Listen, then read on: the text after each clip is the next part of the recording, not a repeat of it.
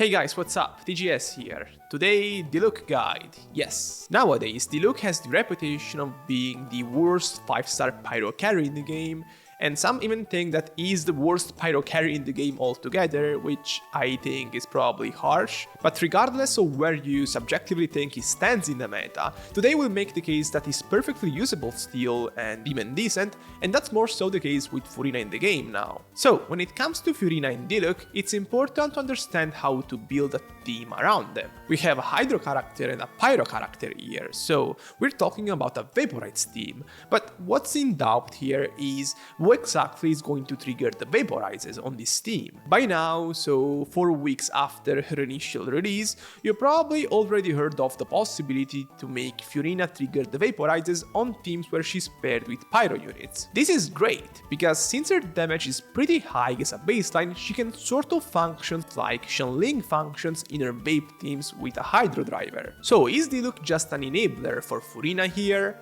Not necessarily, but before we get to that, let's visualize the whole team first. Regarding Furina specifically, when it comes to her teams, the first instinct many players have is to pair her with a team-wide healer in order to maximize the stacks the burst can generate. Of course, that's not wrong, but when you have teams where your carry, for example, has very flexible rotations and very specific characteristics, then it's possible to explore other options. Diluc is a character who has that kind of flexibility, and to begin with, his windows are rather short. All of this means that with Furina and Diluc, you can potentially create rotations that allow active character healer, so single target healer, to function properly in a team where you're trying to build up Furina stacks. Obviously, the profile I'm trying to describe here is that of Bennett. Let me remind you all that if you enjoy my work and my Theorycrafting, you can show your support by subscribing and leaving a thumbs up and also following me on Twitter. Let's ignore the healing for a second. The true reason Bennett is crucial for a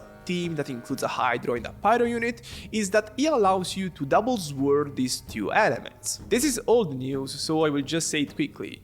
His elemental burst acting as a Pyro object on field always allows a character like Kazuha, who has Pyro absorption priority through his abilities, to sword Pyro if he uses said abilities with Bennett's burst in range, if he's facing opponents that don't have pre-established elemental application on themselves. So excluding enemies that have very specific elemental shields like electro shields or hydro shields, in those scenarios you won't get a pyro resistance reduction effect through the sword.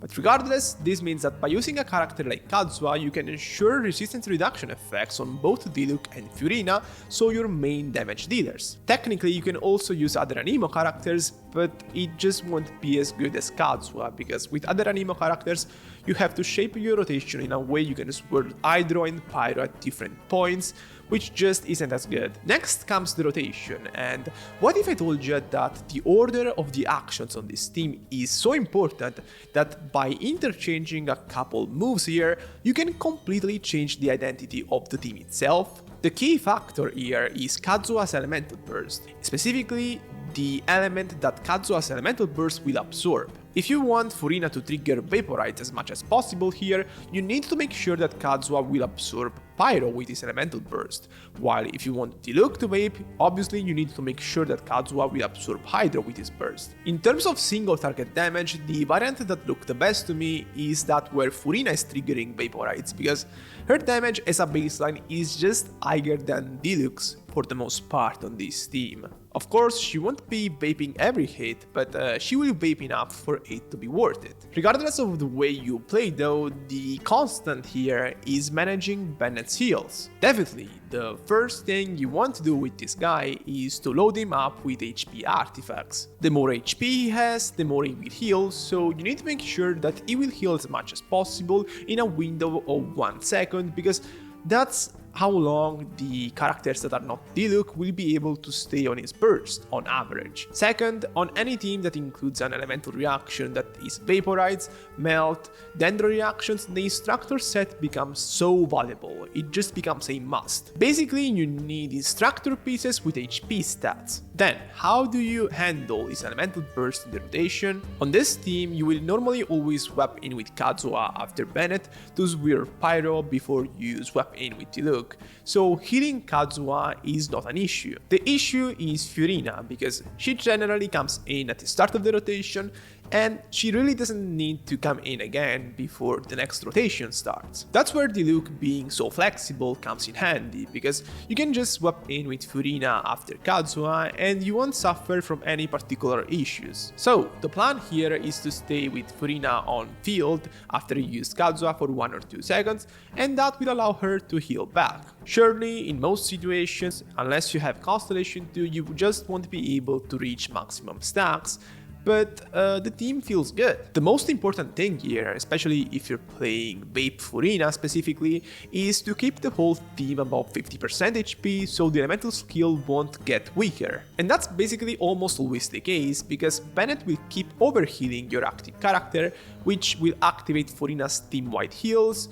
So unless you're facing particularly threatening opponents, you won't have many issues at staying above 50% HP with the whole team. In this scenario, Diluc just isn't dealing that much damage, because if he isn't vaping, then his damage profile is not that high. But what if I told you that there is real upside in potentially making Diluc vape on this team? Not only the two scenarios are pretty close in terms of team DPS, but the Diluc vaping variant just felt much better in AoE to me. Specifically, if you can ensure that the elemental burst will vape on 3 or 4 opponents, it is just better to let him cook in that scenario. But the cool thing about this team is that it's not set in stone in terms of builds. The only real thing you need to do in order to pick a strategy, I guess, is decide when you want to use Kazuha's burst. There is nothing different in terms of builds or whatever. So that means that you can adapt to the kind of opposition you're facing, and that's very nice. Builds wise for Diluc, it is quite interesting, because Furina obviously unlocks the Marachusei set for him, but he has the Crimson Witch set, which is still very good. If he's triggering a lot of Vaporize hits on the team, then the Crimson Witch set is basically equal to the Marachusei set, which is surprising because the Marachusei set is just dominating the scene in terms of being better than other artifacts for other carries, while the Crimson Witch set that came out in 1.0 is still that good, I guess. I will go more in depth on Diluc builds later in the video, so for now let's just see more teams. There is also a Dendro side to this, so the scenario where you bring a character like Nahida in to activate Burning and make Furina vape plenty. It is honestly pretty good, even in the scenario where you don't bring an anemo character on the team, so you don't reduce resistance for Hydro, for the simple fact that you're getting a lot of Vaporites from Furina and you also get some Burgeon from Diluc, so it evens out the loss. Next, I want to give a shout out to a team that already existed, and that is Melt Diluc. It's basically about using one of Keia or Rosaria, for example, in combination with a character like Kazuha or Sucrose to create enough cryo application to let Diluc melt consistently. This team is quite great, and personally I've been very impressed with the gameplay from this other YouTuber named Pauline with it. There is not much to say here other than look, this is the potential of the characters you think are bad. Kay at Constellation 6 and with a great weapon hitting like a truck, and Diluc melting like a madman. Really remarkable what this guy is doing. His gameplay always impresses me, and he's doing it with the characters he likes the most, so that's a plus. Obviously, it's a team that performs better at high investment, so for example, if you have Kazuha Constellation 2, Diluc at high Constellation and with a great weapon, it will just benefit a lot from that. Keia's Constellation 6 is also pretty good here, because it adds an extra icicle to his elemental burst, which increases his elemental application and makes melt more consistent for Diluc. Clearly though, a Constellation 6 Keia is not very easy to get, even if you spend on the game, so it will be rather unrealistic from me to expect that from you.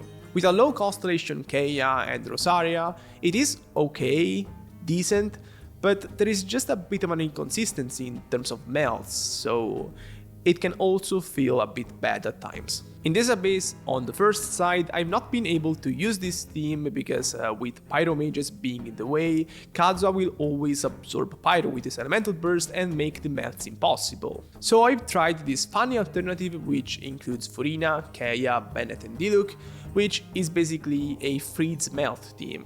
No anemo here, so you lose the grouping, but you gain the freeze, which is also a crowd control effect, and even more effective in some situations to me. For example, when you're facing the wolves, since they will just teleport continuously all across the area, and freezing them is just better than grouping them in my opinion.